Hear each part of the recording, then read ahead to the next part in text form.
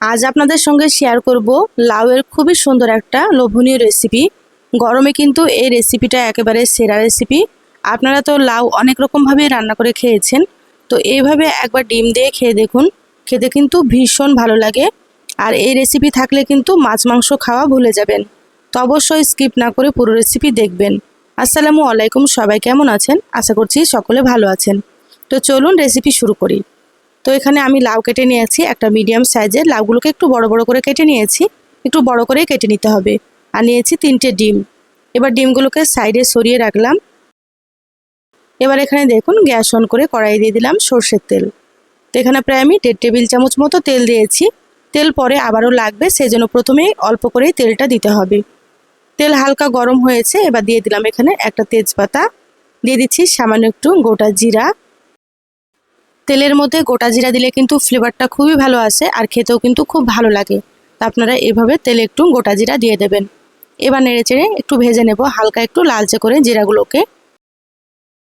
জিরাগুলো হালকা লালচে করে ভেজে নিয়েছি। এবার দিয়ে দিচ্ছি 2টো মিডিয়াম সাইজের পেঁয়াজ কুচি। পেঁয়াজগুলোকে আমি লম্বা লম্বা করে কুচি করে নিয়েছি। আপনারা যদি পেঁয়াজটা বড় থাকে তাহলে একটা পেঁয়াজ দিলেও হবে।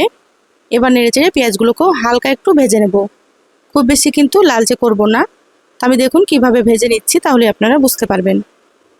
দেখুন পেঁয়াজগুলো হালকা একটু ভেজে নিয়েছি। এবার আমি এখানে দিয়ে দিচ্ছি 2টো মিডিয়াম সাইজের আলু।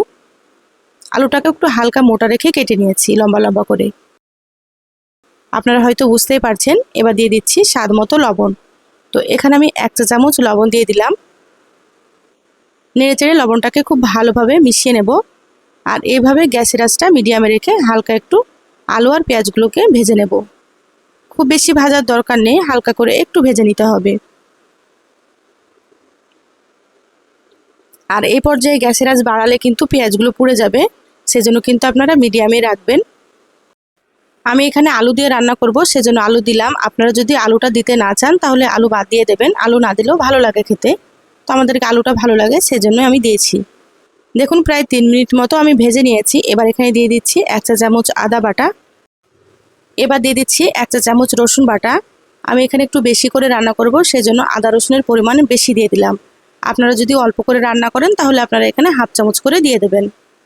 এবার আদা রসুনটাকেও খুব ভালোভাবে মিশিয়ে নেব। আর এইভাবে 1 থেকে 2 মিনিট মতো আবারও একটু ভেজে নেব, তাতে করে আদা রসুনের কাঁচা গন্ধটা চলে যাবে। গ্যাসের আঁচ কিন্তু বাড়ানো যাবে না, গ্যাসের আঁচ কমিয়ে ভেজে নিতে হবে। দেখুন 2 মিনিট ভেজে নিয়েছি। এবার দিয়ে দিচ্ছি হাফ চা চামচ হলুদ গুঁড়ো, 1 চা চামচ দিয়ে দিচ্ছি ধনিয়া গুঁড়ো,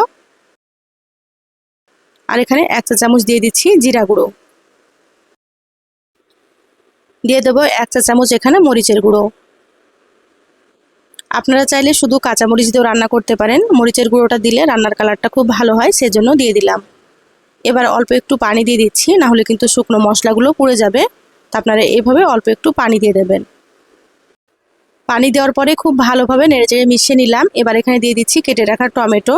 তো এখানে আমি একটা বড় সাইজের টমেটো এইভাবে হালকা একটু মোটা রেখে কেটে নিয়েছি। টমেটো দিলে কিন্তু খেতে ভালো লাগে, তা আপনারা একটু দেওয়ার চেষ্টা করবেন। এবার টমেটো দেওয়ার পরে আবারও খুব ভালো মতো নেড়েচেড়ে মিশিয়ে নিচ্ছি।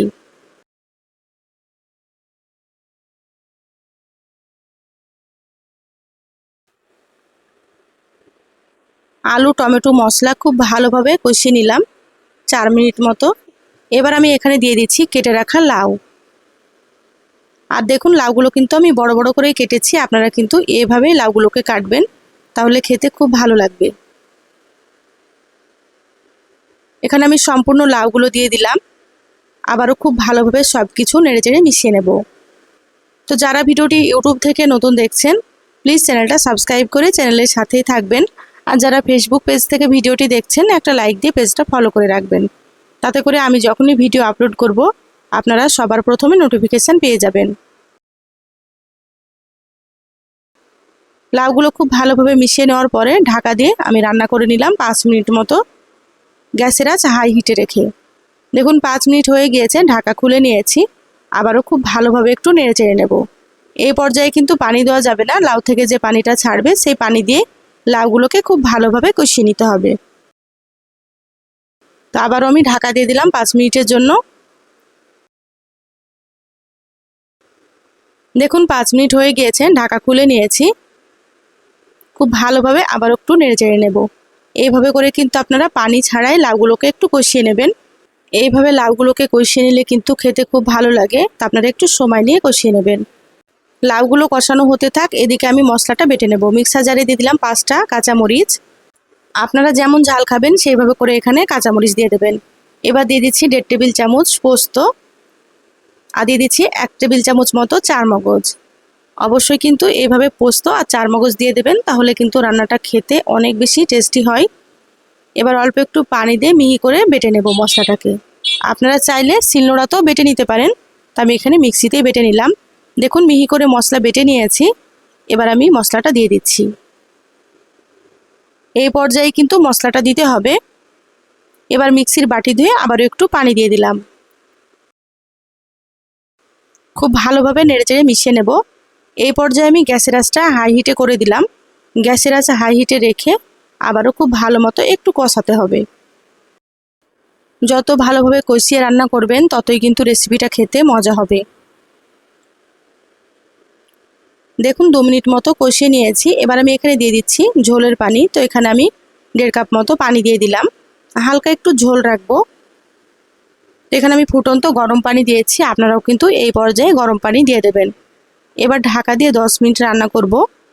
তো এইদিকে রান্না হতে থাক, অন্য চুলাতে আবারও একটা আমি কড়াই দিয়ে দিলাম। দিয়ে দিচ্ছি এখানে 2 টেবিল চামচ সরষের তেল, সামান্য একটু দিয়ে দিলাম হলুদ গুঁড়ো। এবার আমি এখানে ডিমগুলো দিয়ে দিচ্ছি। তো ডিমগুলো আমি আগে থেকে সেদ্ধ করে খোসা ছাড়িয়ে খুব ভালোভাবে পরিষ্কার করে নিয়েছি।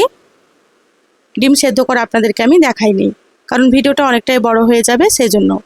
এবার ডিমগুলোকে হালকা করে ভেজে নেব। খুব বেশি লালচে করব না। খুব বেশি লালচে করে ভাজলে কিন্তু উপরটা হালকা একটু শক্ত হয়ে যায়। তো সেজন্য আমি হালকা করে ডিমগুলোকে ভেজে নিচ্ছি।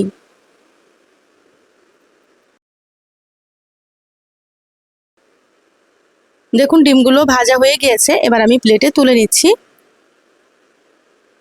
এভাবে আপনারা হালকা করে ডিম ভেজে নেবেন।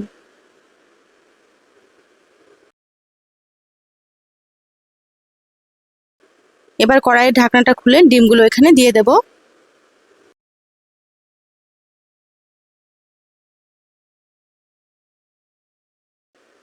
এইভাবে করে খুন্তি দিয়ে একটু কেটে নিচ্ছি ডিমগুলো, তাতে করে ডিমের ভেতরে মশলাটা ঢুকবে আর খেতেও কিন্তু ভালো লাগবে।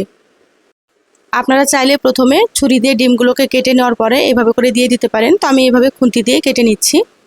আর এখানে আমি 3টে ডিম দিয়ে রান্না করছি, আপনারা কিন্তু আপনাদের প্রয়োজন মতো ডিম দিয়ে দেবেন। খুব ভালোভাবে নেড়েচেড়ে নিলাম। এবার ঢাকা দিয়ে আবারও আমি 10 মিনিট মতো মিডিয়াম আঁচে রান্না করব। তো রান্নাটা হতে থাক, আমি ডিম ভেজেছি ওই তেলের মধ্যে দিয়ে দিলাম এখানে একটা ছোট সাইজের পেঁয়াজ কুচি। এবার পেঁয়াজটাকে খুব ভালোভাবে ভেজে নেব। লাউ তো আপনারা অনেক রকমভাবে রান্না করে খেয়েছেন, তো আমার রেসিপিটা ফলো করে একবার রান্না করে খেয়ে দেখবেন। খেতে কিন্তু ভীষণ টেস্ট হয়। আর আপনারা একবার রান্না করে খেলে বারবার রান্না করবেন রেসিপিটা। তো দেখুন পেঁয়াজগুলো হালকা লালচে করে ভেজে নিয়েছি। এবার কড়াইয়ের ঢাকনাটা খুলে বাগারটা দিয়ে দেব। আর এইভাবে কিন্তু অবশ্যই বাগার দিয়ে দিতে হবে, তাহলে স্বাদটা অনেক বেশি ভালো আসবে। এবার নেড়েচেড়ে খুব ভালো মতো মিশিয়ে নেব।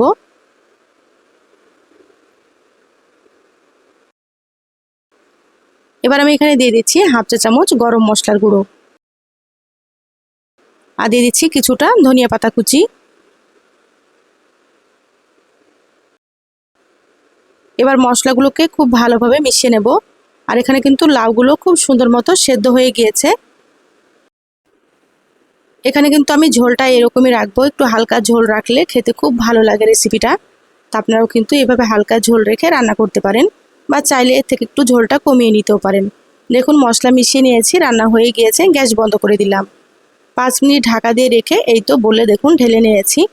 কালারটা দেখুন মাশাআল্লাহ কতটা সুন্দর হয়েছে, আর খেতেও কিন্তু ভীষণ টেস্ট হয়েছিল। কারণ ভয়েসটা আমি পরে দিচ্ছি, তা আপনারা অবশ্যই একবার রান্না করবেন। তো রেসিপি কেমন লাগলো চ্যানেলের কমেন্ট বক্সে কমেন্ট করে জানাবেন।